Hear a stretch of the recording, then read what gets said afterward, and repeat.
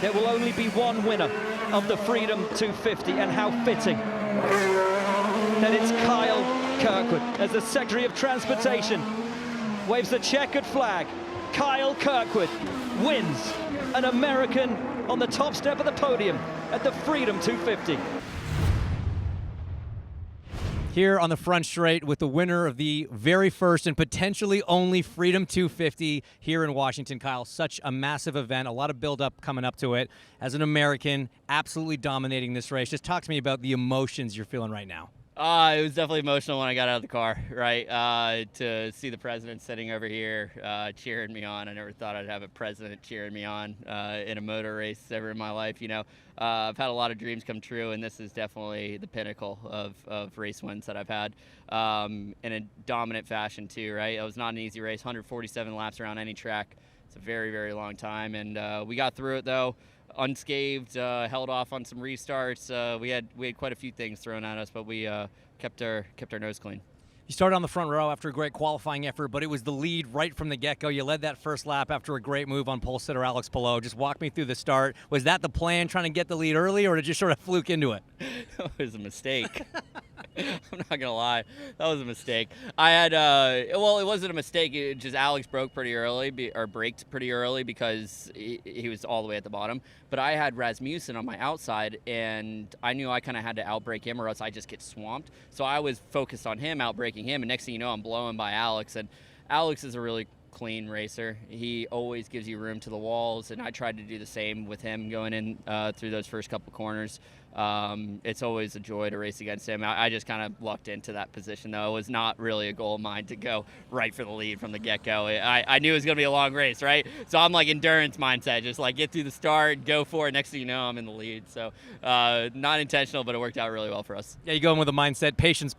And he's outbraking the pole sitter on the outside of turn one. Yeah. But hey, it all worked out, like you said. From there, it really was you controlling the pace of the race. We were pretty clean early on, got into some caution periods about third of the way through, which sort of split strategies. We kind of saw this at Markham. At any point, were you concerned about where you were coming out through the pit cycle? Were you worried about how things were going to shake out with the way the yellows were falling? You know, I knew who I was racing, quite honestly, and I had to work through some traffic. I don't really understand what the strategy was going on there, but I knew that we were on the good end of everything. If a yellow came out, we were probably going to be safe in most case scenarios. So I was pretty happy with the position. I feel like the ease to pull a gap. The only one that I didn't think I could pull a gap from was Alex. I think Alex was really fast. He actually pulled a gap on me when he came out, when he was about 3/4 of a lap down, right? So we had a little bit of pace in our pocket, and honestly, I was just hoping the strategy was going to play out in the right direction, because I knew that Sam's Club Honda deserved the win, and that's exactly what happened. You had a great stint near the end where you had to cut through some lap traffic. Scott McLaughlin was able to catch up to you a little bit as you got up to the traffic, but the way you got through them allowed you to pull 15, 16 seconds on second place. How strong was this thing in traffic? How hard was it to make those overtakes? It was not easy, right? And being the leader working through traffic is always the hardest position, right? Because they don't want to give up the lead lap. That's the last thing you want to do. So you work your way through traffic, and then they give second place and kind of a hall pass to get through. But we worked through it just fine. I got lucky in a couple instances where they were racing each other real hard because they were trying to get ahead of each other to stay on the lead lap. But it worked out really well for us, and we were able to stretch that gap out. But that restart right there at the end, I know you're going to ask me.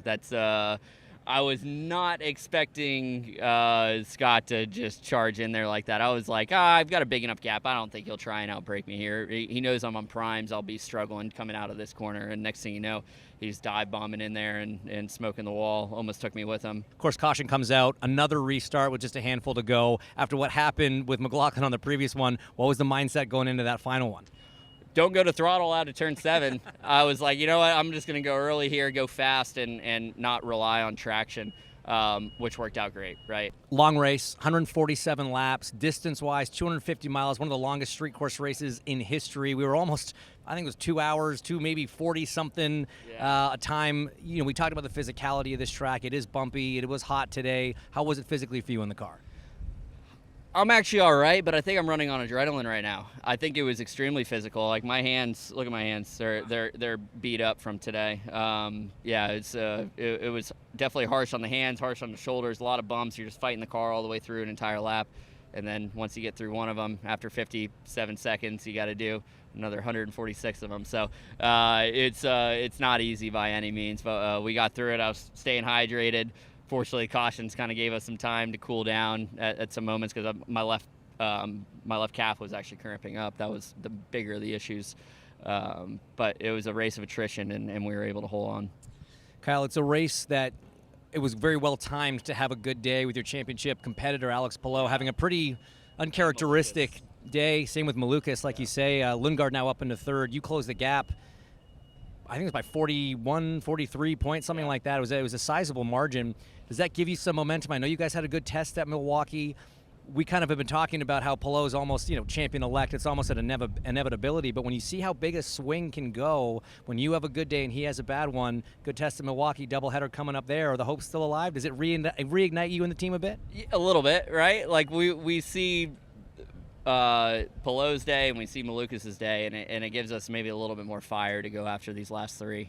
Milwaukee, like you said, we had amazing tests there. We think we even have some more that we've uncovered, so we're expecting to have a good race there, but we also still need some more bad luck for Palou, right? We still need some more mistakes, so we're just going to race our races and try and win as many as we can from here on out. There's still a lot of hard work to be done.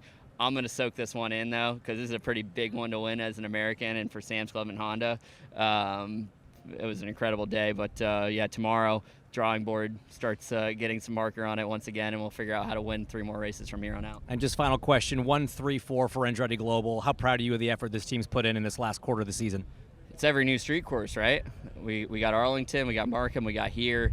Our cars are phenomenal on new street courses. It just shows the development that this team is able to produce on very little knowledge, which hopefully that turns into something amazing over the next few years. We've been good at every single circuit that we've gone to this season, and I think we can continue to elevate the bar year over year. We're the best team in that sense. So it's exciting stuff. I'm glad we can get our 3rd win on the season for the team, 3 in a row on new street courses with Marcus winning last weekend. So happy days here at Andretti Global. All right, well, congratulations, my friend. Winner of the Freedom 250, second in points, first here today. Proud America winning here, celebrating the 250th anniversary of the United States in the nation's capital.